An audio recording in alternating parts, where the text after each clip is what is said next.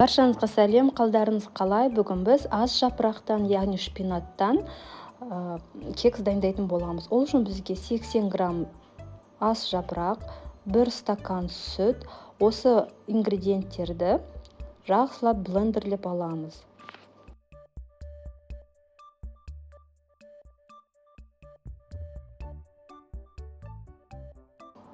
Сонымен қатар мен тұшпарадан қалған қатырылған шпинатым бар еді, соны да қостым ерітіп, және 1 стакан қант, 4 жұмыртқа, осы азық-түліктерді жақсылап миксерлеп аламыз.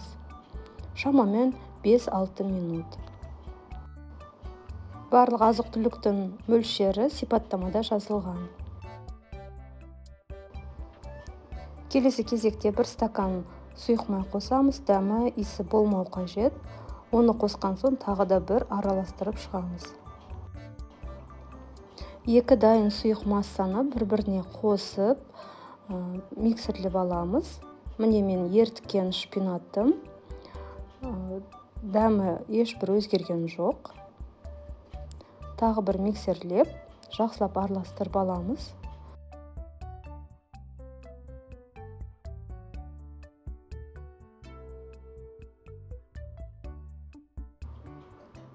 Он ванилин және қопсытқышты електен өткізіп, жақсылап бір-бірімен араластырамыз де, 1-2 бөліп біздің сұйық массамызға қосамыз. Венчикпен немесе басқа лопаткамен араластырсаңыздар болады. Құрғақ ұн қалмауы қажет.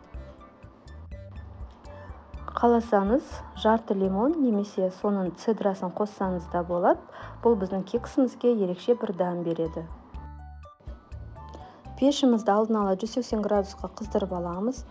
Үйде сізде қандай формалар бар, кекске арналған, соның барлығын қолдансаңыз болады. Өйткені біздің массамыз өте көп мөлшерде шығады. Менде осындай 11 дана кішкентай кекс шықты, және бір үлкен кекстің формасы шықты. Өте тойымды, дәмді, балаларға өте ұнайды, және өзінің түсінің ерекшелігімен үстелдің сәнін береді. Қолданған пешіңіздің моделіне байланысты, бұл сізде 40-45 немесе сәл одан көп уақытта пісуі мүмкін. Дайын кексті таяқшамен тексеріп көреміз. Бұл менде әсел пеште піскен кекс, өте дәмді болып шықты, барлық жері піскен. Міндетті түрде жасап көріңіздер, өте дәмді болып шығатын кекс, рецепті өте оңай, тез жасалады. Сұрақтарыңыз бар болса, комментарийге жазыңыздар, сіздерге міндетті түрде жауап беремін.